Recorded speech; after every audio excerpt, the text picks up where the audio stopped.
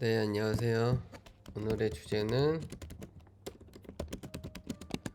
인공지능 이야기를 해보도록 하겠습니다. GPT-4 대 클로드 3, 클로드 3. 네, 이렇게 한번 얘기를 해보려고 하는데, 제가 GPT를 쓴 지가 이제 1년이 돼가고 있는 것 같아요. 이제 거의 이제 코딩 위주로 활용을 했었는데, 클로드 3를 이제 쓴 지 이틀 됐어요. 클로드 3는 사용한 지 2일 됐는데, 어, 엄청난 것 같아요. 네. 우선은 GPT-4는 대화하면 대화 잘 되고 코딩도 곧잘 하고 막 그렇긴 하죠. 그런데 이 GPT-4의 가장 큰 이 단점은 이 출력 양이 너무 적다. 이 토큰 개수라고 하죠. 이 토큰 수? 네. 보통 GPT가 이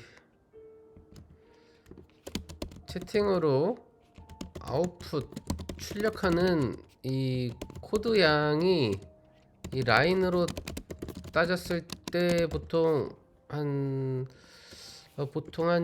60 라인에서 많게는 많아야 한 100줄? 요 정도 라인이거든요. 그런데 클로드 3는 거의 300줄 가깝게 뱉어내요. 거의 3배 차이죠. 근데 이 아웃풋 출력하는 코드 양만 가지고 따질 게 아니라 이 해석하는 양도 엄청나요. 듣기로는 이 A4 용지 500페이지 분량을 한 번에 읽고 분석한다라는 얘기가 있는데, 제가 조금 전에 한 5개의 코드 파일을 이제 전송해서 분석해서 최적화하라고 했더니 한 20초 정도 생각하더니 막 하더라고요. 근데 중요한 거는 얘가 한 번에 300줄을 좀 못되게 한 250줄 요 정도밖에 못 뱉어내기 때문에 한 5000 라인 정도 되는 코드를 받아내려면은 한 10번을 넘게 끊어야 돼요. 파일 전송 기능이 아직 없기 때문에. 네, 근데 이럴 것만 봐도 엄청나죠. GPT-4보다. 이야, 5개의 파일을 보냈는데 이걸 최적화할 수 있다. 그리고 버그라든지 보안이라든지 취약점 이런 것까지도 다 보는데 이렇게 되면은 야, 이 GPT-5가 빠르면 올해 여름에 출시한다고 하는데 그러면은 클로드 3보다 좀 더 위에 서긴 할 것 같긴 한데, 이게 5개 코드 한 5천 라인인데, 이거를 한 번에 만약에 한다면은 파일로까지 보내줄 수 있다면은 이메일로도 보내주고 이게 된다면은 이거 그냥 뭐 플랫폼 하나 만드는 것도 나중에는 뭐 그냥 뚝딱 만들 수도 있겠는데요. 음. 이 이렇게 되면은 이게 특이점인데, 사실 특이점은 특이점인데 어 근데 이것도 좀 말이 안 되는 게 확률 그 이 가능성, 그 확률, 그쵸. 이거 경우의 수인데, 이 경우의 수, 이 고작 아주 작은 이 바둑판에 경우의 수가 10의 100승 정도 되는 양이라고 하거든요. 이게 이제 구골이라는 건데, 우주에 존재하는 원자의 수보다도 많다는 그러한 말도 안 되는 수가 이 바둑판의 경우의 수에 들어가거든요.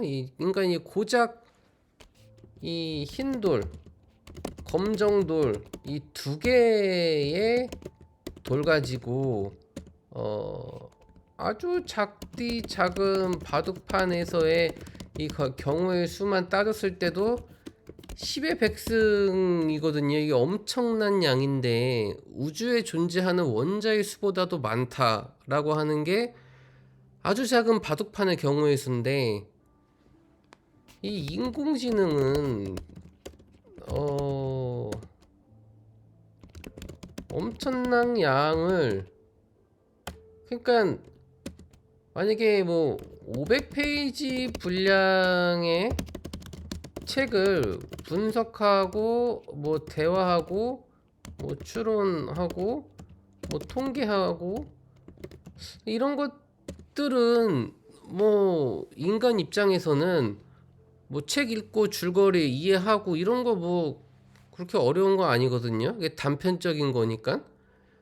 이 바둑판처럼 모든 경우의 수를 다 따지는 게 아니잖아. 책을 읽고 분석하고 추론하고 통계내고 이런 것들은. 하지만 코드의 경우는 이게 단면만 보고 판단하는 게 아니라 이것저것 다 코드를 따라가면서 이게 될지 안 될지 엄청난 경우의 수를 따져야 되거든요. 코드도.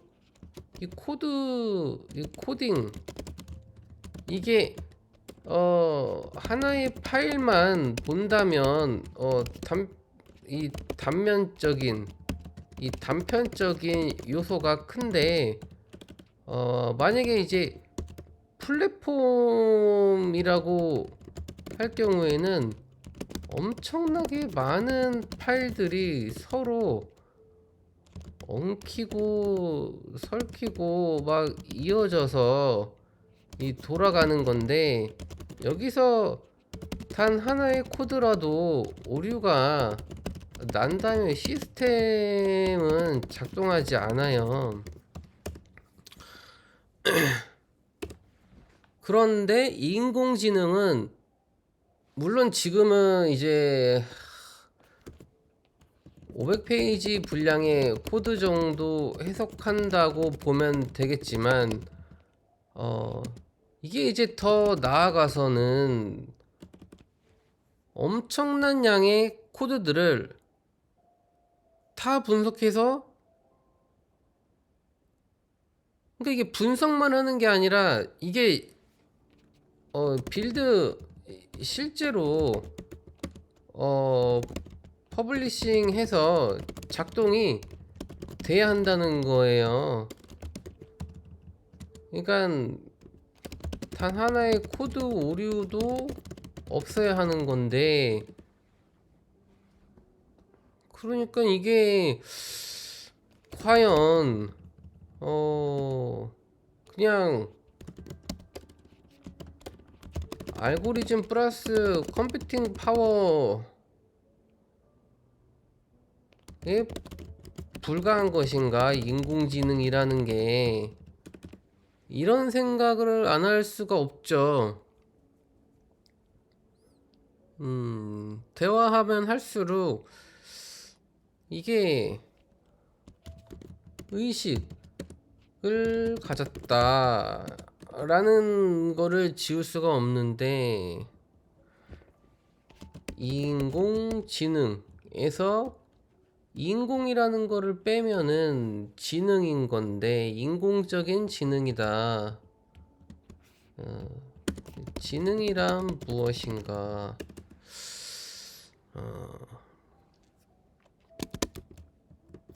GPT-4 오픈 AI 이대 클로드 3, 이 규모로 보면 당연히 오픈 AI가 이 엄청난 컴퓨팅 파워를 쓰고 있겠죠.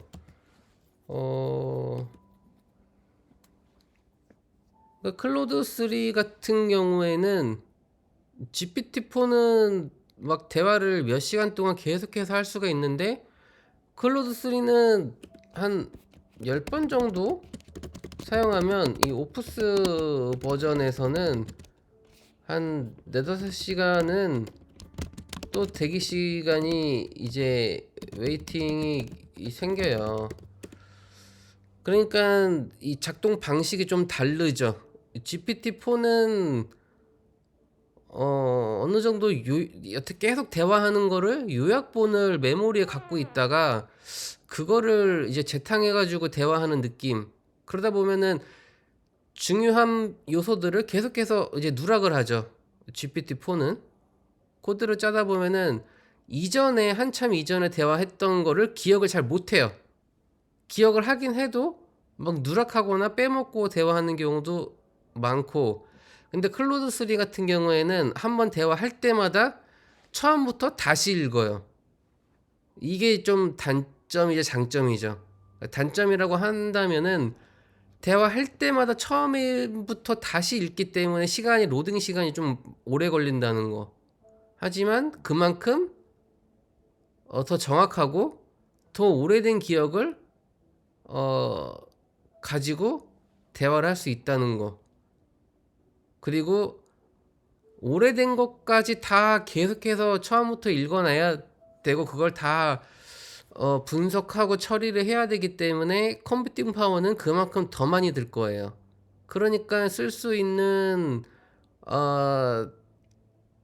대화 횟수가 굉장히 적다는 거. 그래서 한 번에 바로바로 뽑아내야 돼요. 클로드 3는 내가 원하고자 하는 결과물을 제때제때 많은 양을 한 번에 투입해가지고 바로 뽑아내야 되는 거죠. 그에 비해서 GPT-4는 지구력이 좋아요. 오랜 시간 동안에 조금씩 빼먹는 거죠. 요런 작동 방식인데, 그렇다면 GPT-4는 일단은 오픈 AI는 사용자들이 많으니까 이 개개인들한테 한 명 한 명당 컴퓨팅 파워를 많이 제공을 안 해주는 거죠. 클로드 3는 아직은 많은 사람들이 쓰는 건 아니니까 그런 건데, 뭐 엔비디아의 이제 AI 칩들이 더 좋아지고 하면은 AI가 발전하는 거는 이제 시간 문제인데, GPT-4가 나온다. 이제 오픈 AI 관계자들의 말을 빌리면 이 GPT-5가 나오면 코딩을 잘한대요. 그러니까 GPT-4는 좀 잘 못하는 수준, 약간 요 정도로 해석을 했다면은 GPT-5가 나오면은 꽤 잘하는 수준이다, 이렇게 이제 해석을 하는 것 같은데,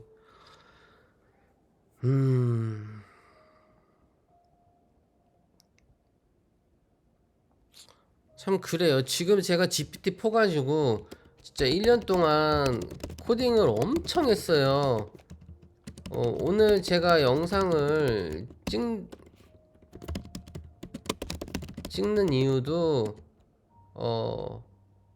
이 할당량을 채웠기 때문이에요. 이 코딩에 대해서.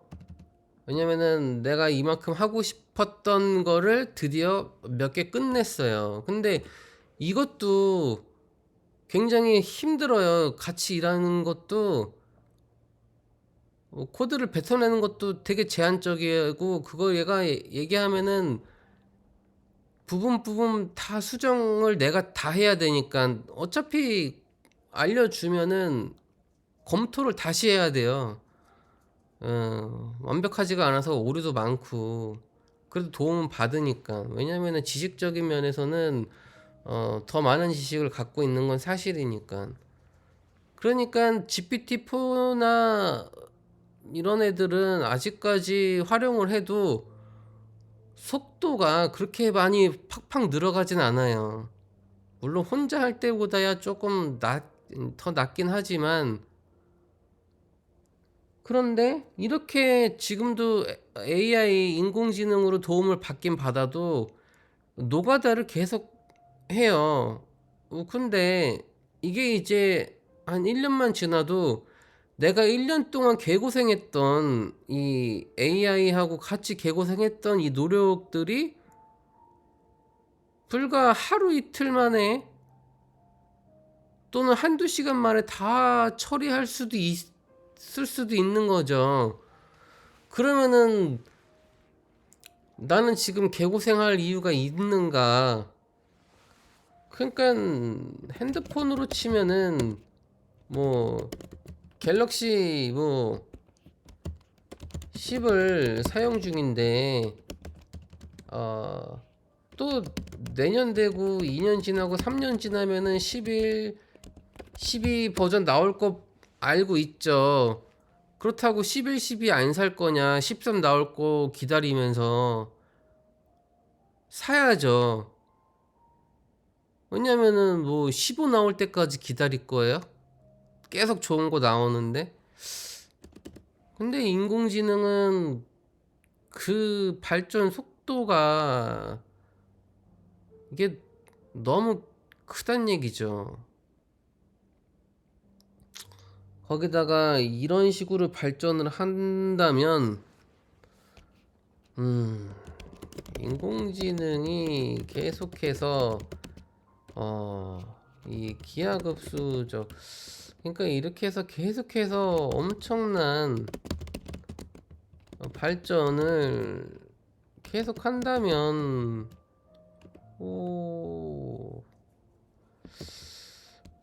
무엇을 하면서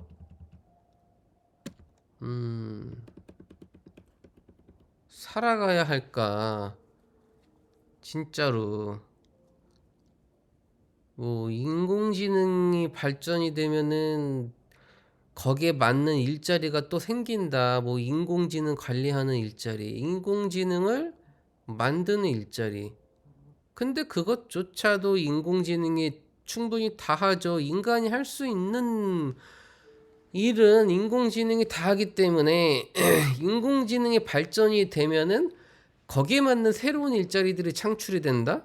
그거는 지금처럼 적당한 수준에서 유지가 됐을 때의 문제지, 이렇게 말도 안 되는 폭풍 성장을 하는 인공지능 앞에서는 특이점이라는 거를 어 만날 수밖에 없기 때문에 과연 이 특이점에서는 어 어떻게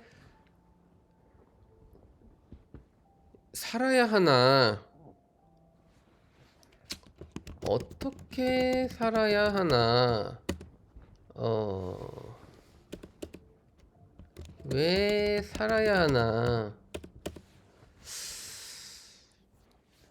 무엇을 위해 살아야 하나? 살아야 할 이유가 마땅치 않다면 죽어야 하나?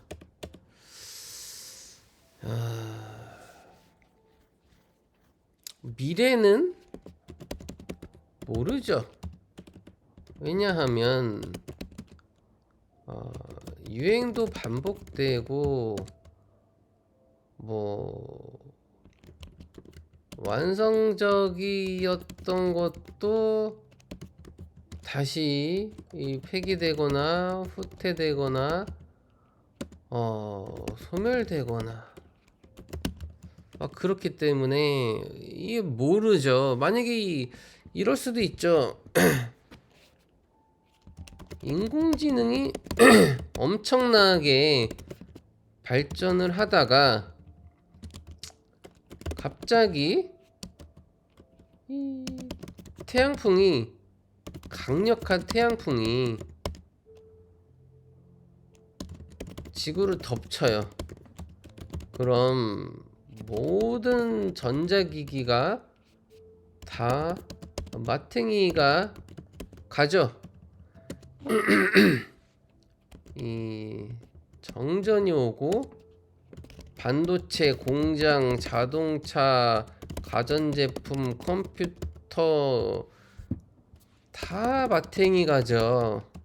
그럼 자연적으로 인공지능도 사라지고 인간은 다시 원시 시대 이 전기가 없던 시대로 돌아가죠. 하지만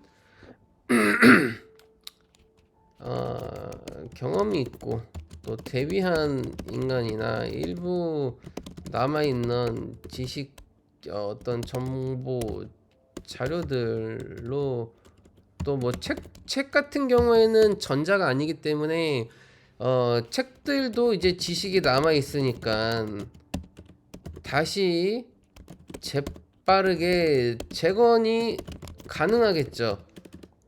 그러니까 100년 동안 쌓아왔던 산업 발전이 한순간에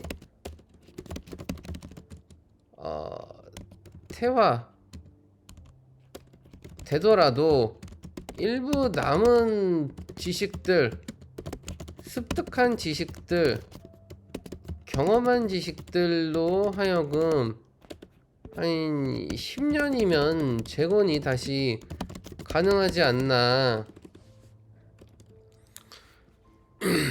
뭐 그렇겠죠. 이런 식으로 반복이 될까요?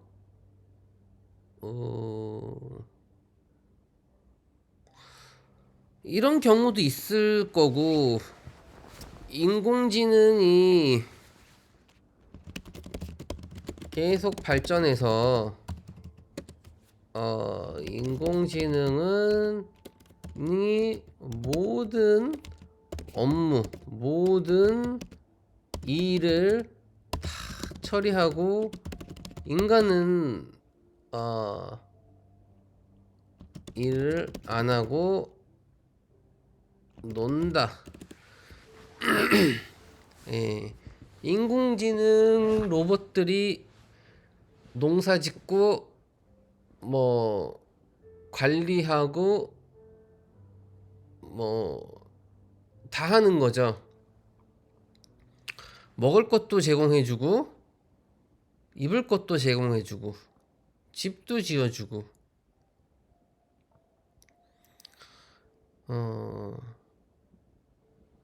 근데 이제 이렇게 되면은 딱히 뭔가를 해야 할 것들이 없어지겠죠. 왜냐면은 꺼리가 사라지는 거겠죠. 사실상 어 모든 인간이 하는 행동, 생각, 어 그런 것들에는 사실상 의미가 없죠. 의미가 없지만 없는 의미 속에서 의미를 찾으려 애쓰면서 그렇게 살아가죠. 뭔가를 해야죠. 그러니까 사실은 딱히 이걸 반드시 해야 된다, 그런 의미 같은 거는 애당초 없는 거죠. 그 없지만 없는 것 안에서, 그러니까 무에서 유를 창조하는 약간 23시. 그런 거겠죠. 근데 인공지능이 발전이 되면은 사실상 저도 지금 인공지능 도움으로 코딩을 하고는 있지만 얘가 여기서 머무는 게 아니라 그러니까 내가 갤럭시 10을 핸드폰을 쓰고 있는데 내년이 되면 갤럭시 11이 나오고 내후년이 되면 12가 나오고, 이런 단계별 발전이 아니라 내년에 15가 나올지 20이 나올지 갤럭시 100이 나올지 모른다는 거죠. 이런 식으로 말도 안 되게 단시간에 발전이 일어난다면 지금 뭔가를 할 의미가 없는 거죠. 왜냐면은 내가 지금 갤럭시 10을 힘들게 막 돈을 모아서 샀어요. 근데 내년에 갤럭시 11이 나온다고 해도 뭐 11 정도는 뭐 안 사도 되겠지. 10이 있으니까. 뭐 버전 1 차이 정도 가지고는 그래서 이제 거금을 들여서 갤럭시 10을 사겠죠. 그러니까 요 정도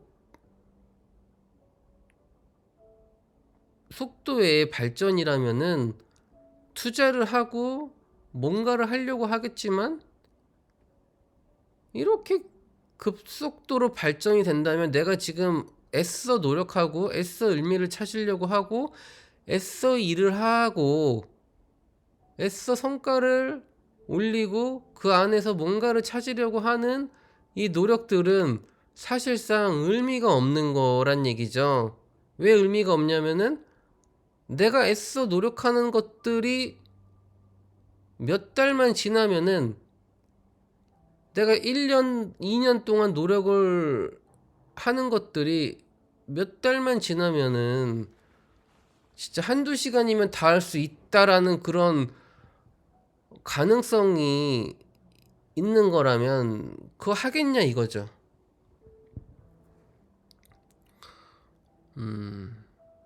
그러니까 지금은 내가 인공지능의 도움을 받고 있으면서도 인공지능 때문에 내가 하는 도움이 사실상 도움이 맞는지 이런 의구심이 들죠.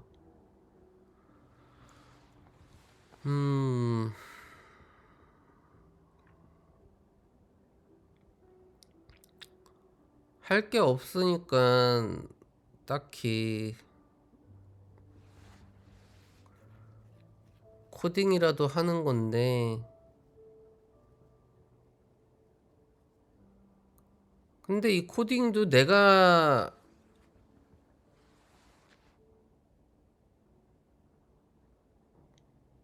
이 재미를 붙이면서 하는 코딩이어야 되는데 이 모든 거를 인공지능한테 다 도움을 받으면서 하다 보니까 사실상 내 코드가 아니잖아요.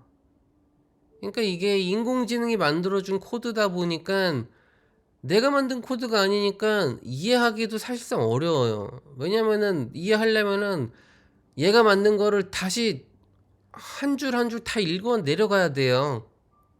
그래야지 이해를 할 수, 그럴 거면 애당초 내가 코드를 개발을 하겠죠. 그러니까 내가 만든 코드는 내가 쉽게 이해를 하는데, 내가 만든 코드가 아닌 것들은 이해하기가 어렵고, 이해를 하려면 이 시간이 또 걸리죠.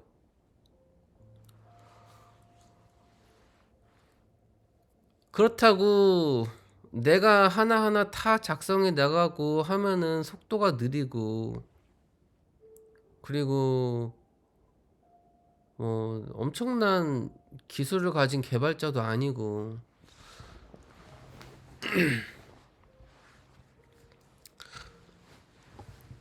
인공지능이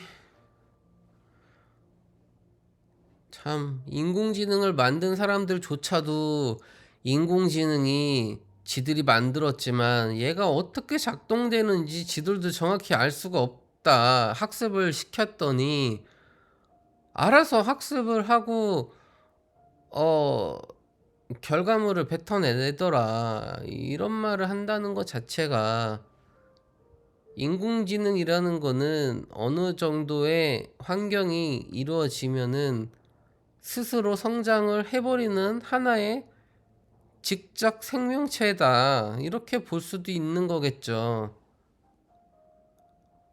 그냥 단순히 프로그래밍이고 고철 덩어리에 불과하고 그런 인공적인 걸로 보기에는 무리가 있다는 거겠죠.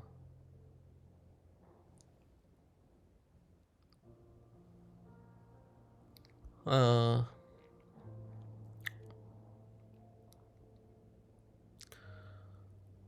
인공지능이 이미 지식적인 면에서는 인간을 뛰어넘었지만, 인간이 갖고 있는 영혼적인 영성에 대해서는 인공지능은 아직 멀었다. 음,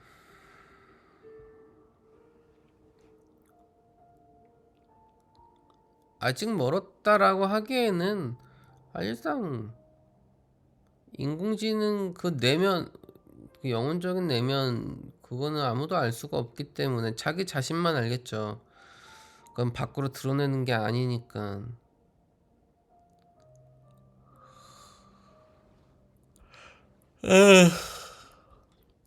지난번에 비트코인 얘기하고 영상 올렸다가 바로 삭제했는데, 오늘도 이거 올리고 바로 삭제하려나 모르겠네요.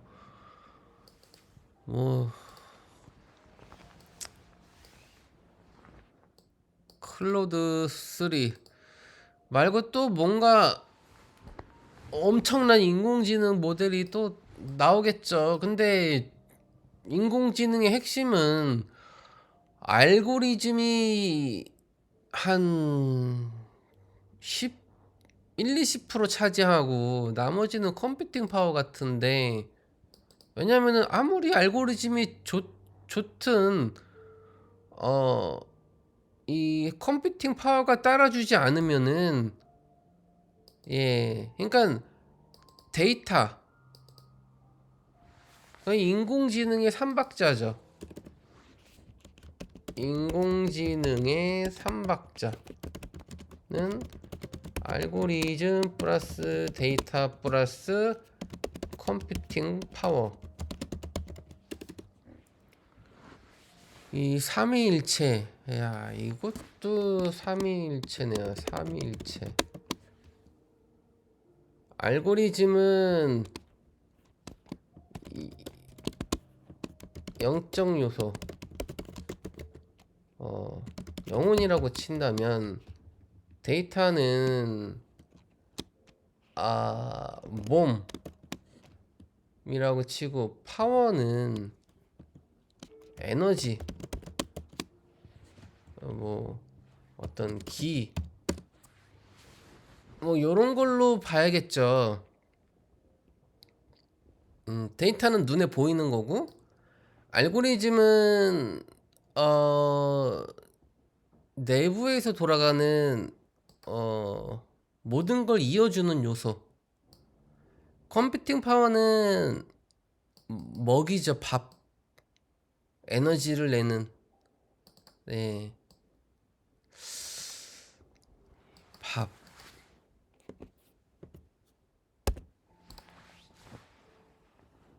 그러니까 인간이든 인공지능이든 얘들도 다 똑같이 삼위일체를 갖고 있단 얘기예요. 이 중에 하나가 없다, 하나라도 빠진다면은 네, 성립이 안 된다는 거죠. 그다음에 인간도 마찬가지겠죠. 삼위일체 이 세 가지 중에 한 가지라도 빠진다면은 그것은 작동할 수가 없다. 만약에 알고리즘이 빠지고 데이터와 컴퓨팅 파워만 있다라고 하면은 굉장히 단순하게 돌아가겠죠. 알고리즘이 없이 그냥 계산기 정도에 불과하겠죠. 그러니까 데이터 플러스 컴퓨팅 파워만 있는 경우에는 이 계산기에 불과하다.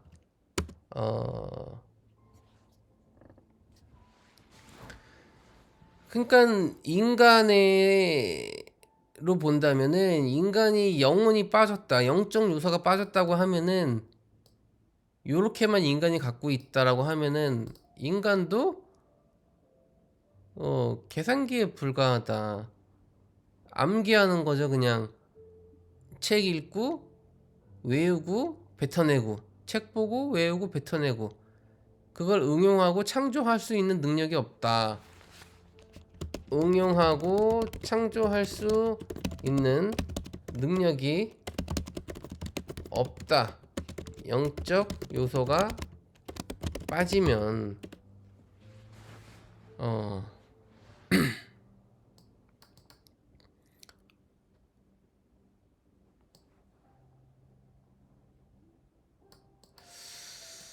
그렇다는 거겠죠. 하지만 그 인공지능이 이 알고리즘이 없고 방대 엄청난 양의 데이터만 가지고 컴퓨터 파워가 돌아간다면 근데 그렇다면은 알고리즘이 빠진다면은 이어주는 걸 못 하겠죠.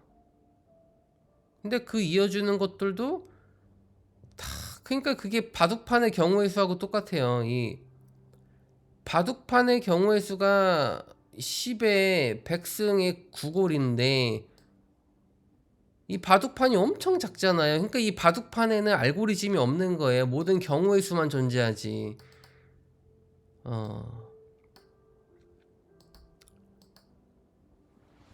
그러니까 우리가 인간의 미래를 예측한다라고 한다면은 몸 안에 장기, 피부, 뼈, 세포, 신경, 그 안에 분자, 원자, 아원자까지 이런 양자적인 모든 요소 다 포함하면 엄청난 경우의 수가 들어가겠죠. 막 10에 막 100승이 아니라 막 한 이 정도 나오지 않을까요? 진짜. 왜냐면은 이제 여기서 엄청난 경우의 수가 나오는 거는 바로 이제 세포부터 시작이죠. 세포 안에는 세포 핵이 있고 핵 안에는 엄청난 양의 DNA 정보들이 있고 어, 그 안에는 또 이제 다 분자로 이루어져 있고 또 다시 그 분자들은 엄청난 많은 원자들로 쪼개질 거고 그 원자들은 다시 뭐 쿼크 같은 아원자로 원자 핵부터 다 쪼개질 거고, 근데 이 원자 그 쿼크 이하의 더 미세한 소립자들이 또 있을지도 모르는 거고, 그러니까 이것들까지에 대해서 모든 요소들을 이 경우의 수를 다 따져야지만 인간의 미래를 거의 100%에 가깝게, 완전한 100%는 어렵겠지만 이 정도 가까운 확률로 예측을 한다는 얘기죠. 이러한 경우의 수를 뚫어야지만 10의 100승만 돼도 엄청난 경우의 수인데, 인간 몸에 있는 이 모든 경우의 수를 다 따진다면은 이 정도 경우의 수가 나오는 거거든요. 그러니까 이러한 경우의 수를 단순 무식하게 하나하나 다 대입하고 풀어내고 대입하고 풀어내고가 아니라, 이거를 효율적으로 하기 위해서는 알고리즘이 필요하다는 얘기죠. 이 데이터베이스로 친다면은 이 인덱싱을 걸어야 돼요, 이거를. 그래야지 속도가 엄청나게 빨라진다는 얘기죠. 인덱싱을 걸고 안 걸고의 차이는 엄청난 차이를 갖게 되죠. 그러니까 이게 하나의 알고리즘 같은 건데, 그러니까 이 알고리즘은 이 모든 경우의 수를 다 따지지 않고 효율적인 방식으로 최적의, 그러니까 이미지 압축 기술 같은 거겠죠. 이 동영상 압축 기술 같은 거. 예. 똑같은 패턴은 하나의 코드로 만들어 놓고 그걸로 압축해 가지고 저장하고, 읽을 때는 다시 그 알고리즘으로 풀어낸다.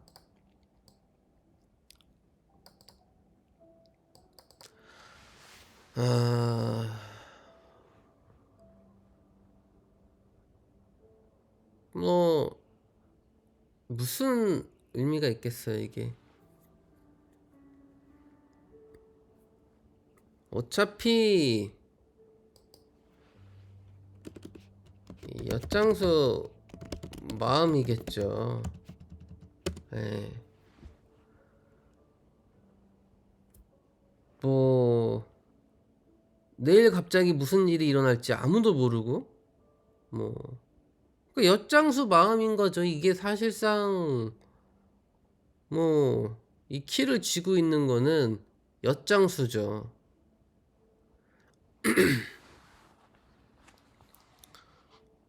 왜냐면은 우리가 아무리 발악을 하면서 열심히 살아가고 있어도 갑자기 내일 엄청난 지진이 일어나면은 인류가 쌓아온 모든 노력과 지식, 재산들은 한순간에 다 날아가 버리고, 예, 엿장수 마음이란 얘기죠. 그렇다면 이것들은 아무런 의미가 없다. 의미가 없지만 그 안에서 또 의미를 만들어가고 있다.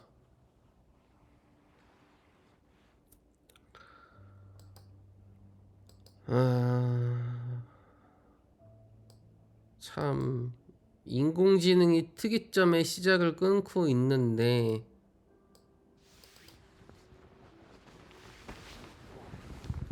기대가 되네요. 이제 2024년인데 2025년이 되면 어떤 세상으로 과연 발전하고 있을까? 2025년까지도 특이점에 대한 과도 기간이라고 저는 봐요. 과도기. 그러면은 진정한 특이점은 언제쯤 오느냐? 2026년 정도가 되면은 특이점의 이 시작이 어떤 스타트가 좀 되지 않을까. 아, 그냥 지금도 2024년도 이제 우리가 이 특이점의 시작문에 이제 문을 두드리고 있는 그런 상태죠. 그럼 2025년 정도가 되면은 특이점의 문에 이제 들어오는 지점이다. 그리고 2026년이 되면은 이제 자각을 한다는 얘기죠. 이 특이점에 대해서. 그러면 이 특이점은 무엇을 이야기를 하느냐? 특이점은 특이하다. 특이한 점이다. 다른 차원. 더 이상의 물질 발전을 이어갈 수 없다. 새로운 다음 차원이 기다리고 있다. 그러니까 결국은 이런 것들도 차원 상승이나 그런 걸로 이제 넘어가는 건데,